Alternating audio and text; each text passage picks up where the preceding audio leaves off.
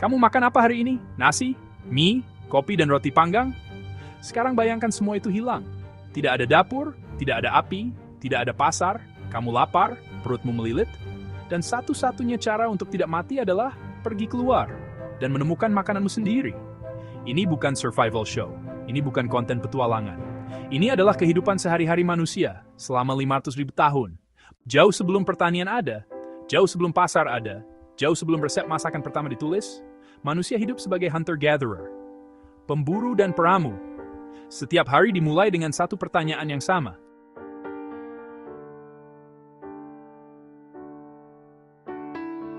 Hari ini kita makan apa? Tidak ada jaminan jawaban. Tidak ada kulkas untuk dibuka. Tidak ada GoFood untuk dipesan. Mereka bergerak mengikuti hewan buruan, mengikuti musim buah, mengikuti sumber air. Hidup mereka adalah perjalanan yang tidak pernah berhenti. Dan setiap langkah ditentukan oleh satu hal. Makanan. Apa yang mereka makan? Jawaban singkatnya, apa saja yang bisa dimakan? Para arkeolog menemukan bukti dari berbagai situs prasejarah di seluruh dunia. Menu manusia purba jauh lebih beragam dari yang kita bayangkan. Daging, rusa, kuda liar, bison, mamut, bahkan badak purba. Diburu dengan tombak, jebakan, atau dihalau ke jurang secara beramai-ramai. Ikan dan kerang.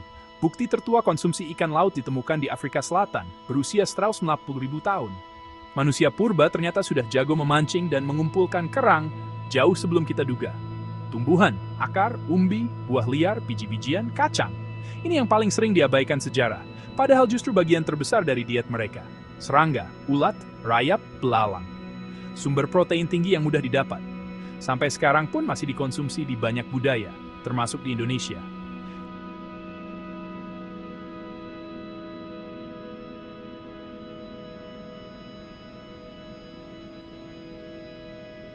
Fakta mengejutkan.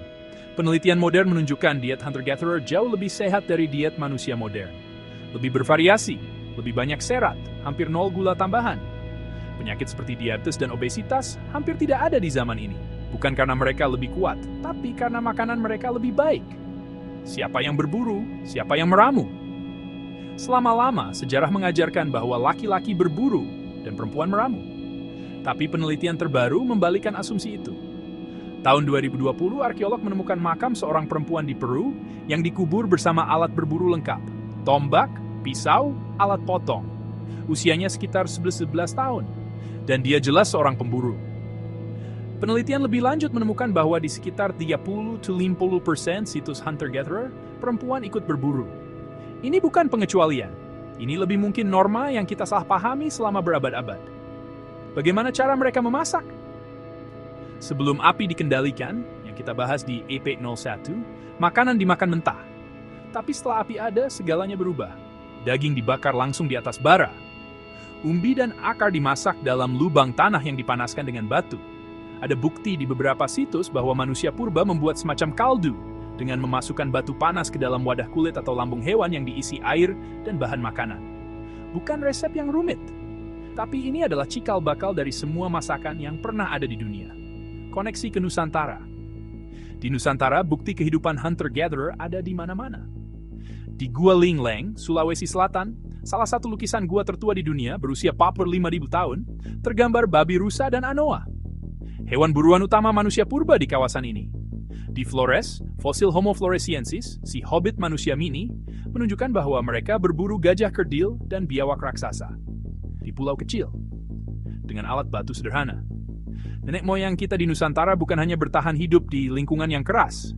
Mereka menguasainya jauh sebelum pertanian, jauh sebelum kerajaan, jauh sebelum nasi dan rendang ada. Setiap kali kamu makan, ada rantai panjang yang tidak kelihatan. Dari petani yang menanam, dari pedagang yang mengangkut, dari juru masak yang mengolah. Tapi di ujung rantai itu, jauh di belakang, di kedalaman 500.000 tahun yang lalu, ada seseorang yang berjalan sendirian di hutan. Lapar, lelah, tidak yakin hari ini akan menemukan makanan.